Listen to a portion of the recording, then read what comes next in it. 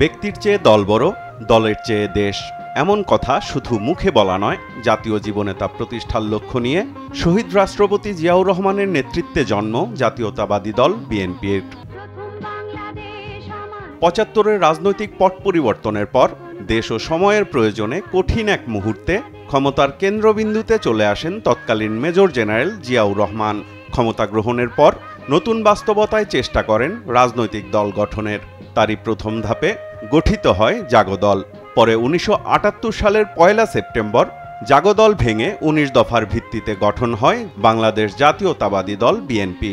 দলের প্রতিষ্ঠাতা চেয়ারম্যানও ছিলেন তদানীন্তন রাষ্ট্রপতি জিয়াউর রহমান।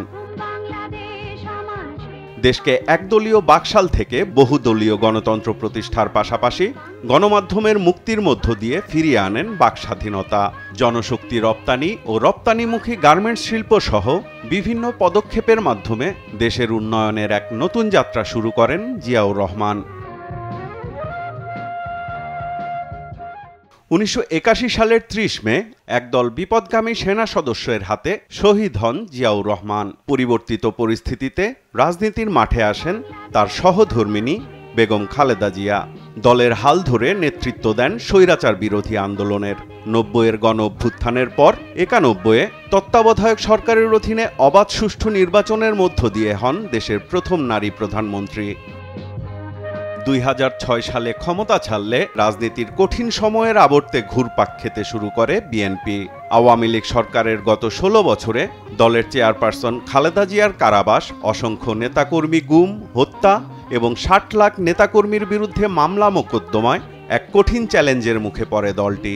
২০১৮ সালে খালেদা জিয়া কারান্তরীণ হলে হাল ধরে তৃতীয় ধাপে বিএনপিকে সংগঠিত ও সুসংহত করেন রাষ্ট্রপতি জিয়াউর রহমানের বড় ছেলে, দলের ভারপ্রাপ্ত চেয়ারম্যান তারেক রহমান।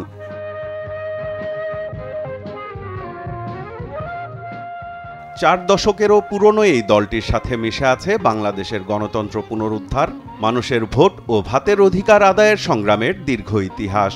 ৫ই আগস্ট ছাত্র জনতার আন্দোলনে আওয়ামী লীগ সরকারের পতনের পর মানুষের ভোটের অধিকার প্রতিষ্ঠা করাকে সামনের দিনের বড় চ্যালেঞ্জ বলে মনে করছেন দলটির নীতি নির্ধারকরা।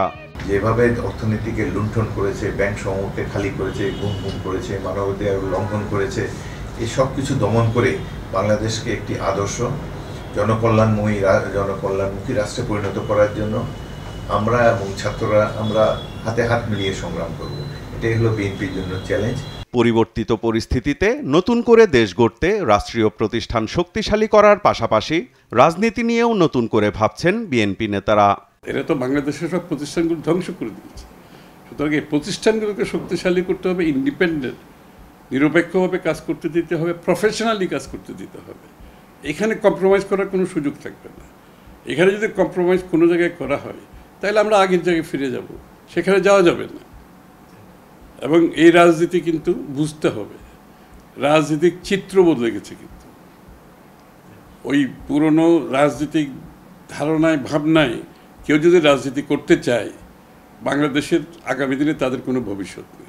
অতীতের ত্রুটি বিচ্যুতি কাটিয়ে উঠে একটি কল্যাণ রাষ্ট্র গড়তে প্রতিষ্ঠার ৪৬ বছরে জিয়াউর রহমানের আদর্শে পুনরুজ্জীবিত হওয়ার প্রত্যয় জানিয়েছেন দলটির নীতি নির্ধারকরা। সাইফুল রিপন, দেশ টিভি, ঢাকা।